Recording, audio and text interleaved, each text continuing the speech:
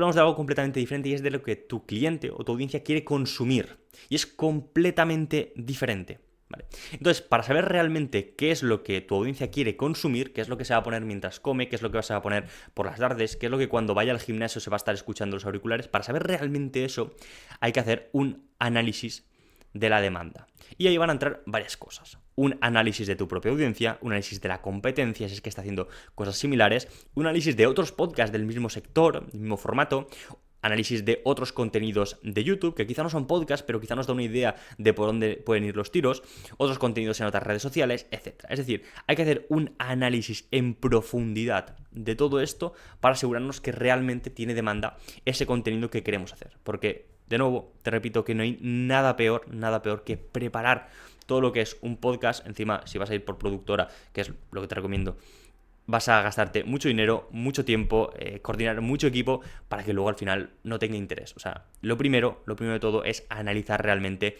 si tiene potencial de funcionar ese contenido que estás haciendo. De verdad que si haces esto te vas a ahorrar muchísimo dinero y tiempo. Entonces, una vez obtenemos los resultados de este mapeo de la demanda activa, estos resultados son suficientes para monetizar u obtener otros resultados que quieres, pues ahí tenemos que evaluarlo. Por ejemplo, voy a hacerte unos números muy rápidos, muy generales, simplemente quiero que entiendas este concepto, ¿no? Para ver si realmente tiene sentido hacer este contenido. Vamos a suponer que detectamos que para este contenido que nosotros queremos hacer hay un público mensual, una cantidad de impresiones mensuales de 100 millones, ¿vale? Si realmente hay pocos podcasts que lo están haciendo, no es nada loco pensar que tú puedes llevarte un 1% de todas esas visualizaciones mensuales, que sería pues 1 millón de visualizaciones. Vale. Y ahora entra el ver cómo tú quieres monetizar esto o qué es lo que resultados, cuáles son los resultados que tú esperas de este millón de visualizaciones. Por ejemplo, que obviamente este millón no llegará en el primer episodio, ¿vale? Pero va a ir llegando conforme avancen los episodios. Pues vamos a poner dos casos diferentes. Vamos a suponer que, por un lado, tú vas a monetizarlo por patrocinios o colaboraciones. La típica monetización del influencer, ¿no? Podría ser. Vamos a suponer, por poner números redondos, que 1 millón de impresiones, los sponsors están dispuestos a pagarte 10.000 euros por sponsor, ¿no? Por sponsor. Pero vamos a suponer otro caso, y es que tienes una empresa y tú realmente estás pagando, cuando tú pagas un anuncio, un influencer o pagas a alguien, estás pagando un CPM X, ¿no? El que sea. Entonces, las 1.000 visitas tú las estás pagando a X cantidad de dinero, por lo tanto, el millón de visitas lo vas a pagar a X cantidad de dinero. Vamos a poner que el millón de visitas tú lo estás pagando a... Vamos a poner los mismos números tantos. Vamos a poner que lo estás pagando a 10.000, ¿vale? Visitas. Bueno, por poner números más realistas, vamos a poner que lo estás pagando a 15.000, ¿vale? Más o menos. Vale, pues tú sabes que realmente este millón de visitas, aunque realmente no te estén entrando 15.000 euros, te están ahorrando 15.000 euros que estarías gastando en un influencer, que estarías gastando en Meta Ads, que estarías gastando en lo que sea. Pero es que no solo es este ahorro de los 15.000 euros, es que además estás generando brand awareness, estás generando valor de marca, además estás creando comunidad, además estás fidelizando a la audiencia porque le gusta lo que estás haciendo, y esto en tu marca va a tener un valor, que eso lo pondrás tú. ¿Cuál es el valor? No lo sé, esto es algo mucho más subjetivo. Pero no es solo monetario, sino que estás generando muchísimo más. Entonces, estos resultados que tienes aquí son suficientes, o se acercan a lo que tú esperas conseguir con este número. Sí, para adelante. No, hay que cambiar el nicho, ¿de acuerdo? Entonces esto tienes que mirarlo para saber si realmente tu contenido tiene potencial de llegar donde quieres que llegue.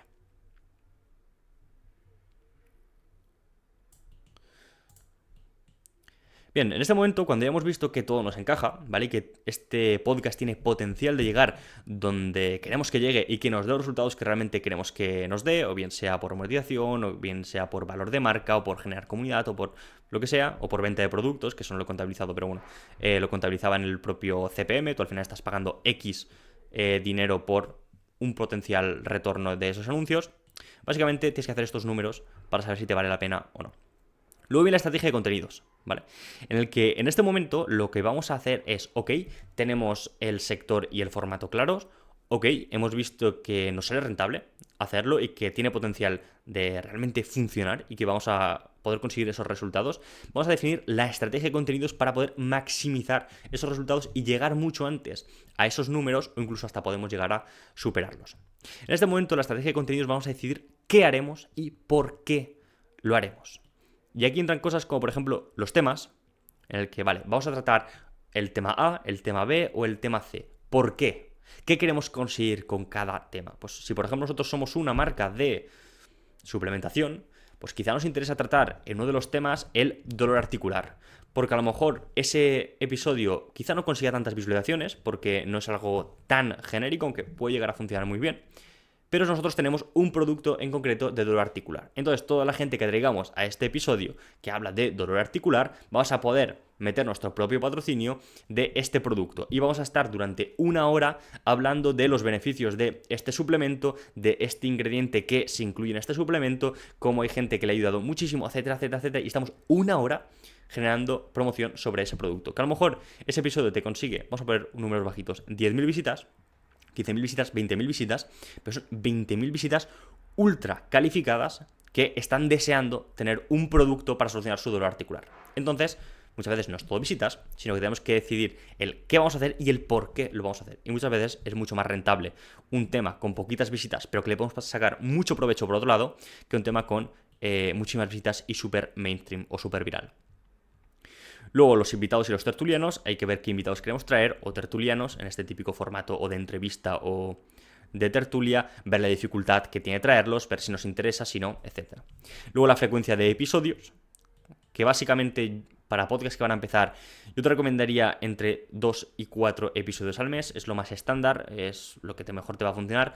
Menos episodios, por ejemplo, 1 al mes, no genera la frecuencia suficiente como para generar comunidad de interés de seguir viendo episodios. Nadie va a estar esperando un mes a tu siguiente episodio, aunque sea, bueno, a lo mejor si es increíblemente bueno, puede ser, pero en el formato podcast es complicado.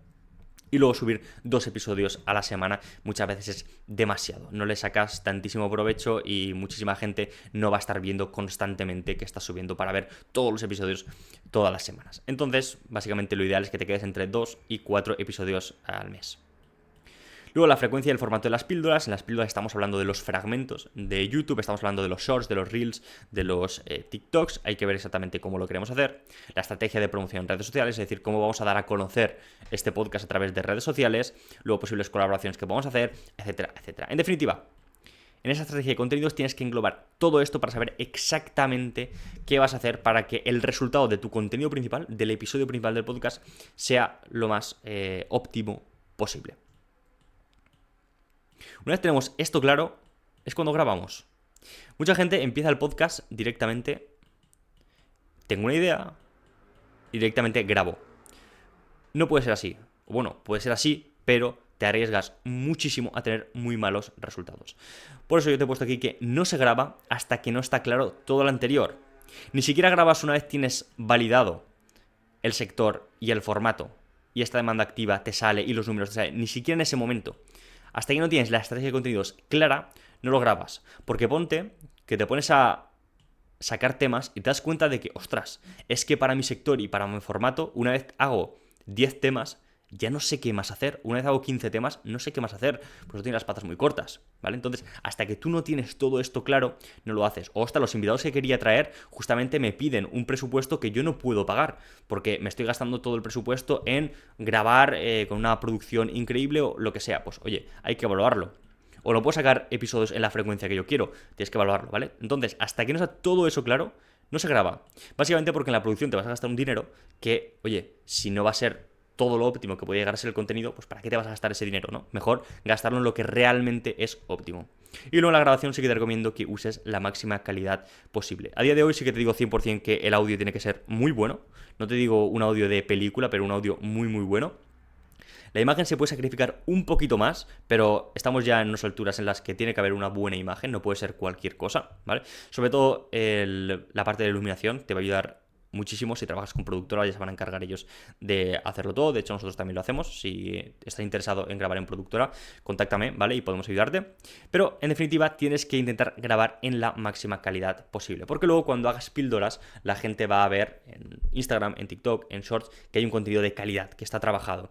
Y queramos o no, pues, lo primero que hacemos es valorar las cosas por los ojos. Y si vemos y escuchamos que algo es profesional, es mucho más probable que nos quedemos a verlo e incluso que vayamos al episodio principal. Luego de esa parte de la grabación va a la postproducción, o en este caso la edición y la creación del contenido. Primero la postproducción típica del podcast, que es editar y montar el podcast, nada del otro mundo. Luego vamos a elegir y editar las píldoras. Esto es súper importante. Mira, te voy a decir una cosa que mucha gente se confunde. Hacer un Reels, un Short, un TikTok muy bien editado de un podcast te va a ayudar a que la gente se quede a verlo, que más gente tenga interés en ver ese episodio, que lleguen al episodio completo, etc. Pero lo que realmente marca la diferencia para que un Reels de un podcast se haga viral o no es la elección de ese contenido. Es elegir bien el fragmento que vamos a sacar. De hecho, te diré más. Si eliges bien el fragmento que vas a sacar y no lo editas, es decir, y ni siquiera lo editas, tienes mucho más potencial de tener éxito con ese contenido que si no eliges bien y haces una edición increíble. Increíble. Y es algo muy positivo, porque realmente donde más presupuesto se te va a ir es en la edición de las píldoras. Obviamente en la elección se va presupuesto, pues tienes que tener una persona con criterio y que sepa mucho de esto, elegir bien el contenido y luego mandarle esas indicaciones al editor para que edite exactamente lo que ha elegido y no otra cosa, que a lo mejor separe algunas palabras, algunas recorte, que monte el fragmento a ojos de lo que quiere esta persona experta que ha elegido el contenido y luego que el editor lo haga. Entonces, prioridad a la elección y luego vamos a sumar con la edición. Esto es súper importante. Y ya si nos metemos en lo más importante de todo, son las miniaturas y los títulos del episodio. Esto es de lo más importante y muchas veces de lo que menos se preocupan muchos podcasts, sobre todo lo veo mucho en podcasts de empresas, que hacen una miniatura, en muchas ocasiones, hecha por un diseñador, que oye, está bien, estéticamente es atractiva. El problema es que una buena miniatura no es la que es estéticamente atractiva. Una buena miniatura es la que consigue mayor número de clics en ese vídeo. La miniatura básicamente es la portada de lo que tú vas a ver. Y si realmente no es buena la miniatura, es imposible que entren a ver tu vídeo. Lo mismo pasa con los títulos. Si el título no es realmente llamativo, nadie va a entrar a ver tu episodio. Y pues, da igual lo bueno que sea, que nadie lo va a ver. Y esto de verdad que no me canso de insistir en ello. Es súper, súper, súper importante. Incluso te diría que tuvimos que poner un porcentaje. Te diría que hacer miniaturas y títulos de un episodio tendría una importancia del 50%. Y todo lo demás, la elección del invitado, la grabación, el audio, el número de shorts, de reels, de TikToks, todo lo demás es el otro 50%. El 50% se lo lleva esto, ¿vale? Si tu miniatura y tu título no es bueno, da igual lo que hagas dentro de ese episodio de podcast, que nadie va a entrar a verlo. Esto es como, si me pongo el mismo ejemplo, esto es como si tú tienes la mejor panadería del mundo, haces el mejor pan de toda la ciudad, es increíble, a todo el mundo le encanta, es una barbaridad de pan, pero en la en la fachada de tu panadería lo único que pones es pan y ya está.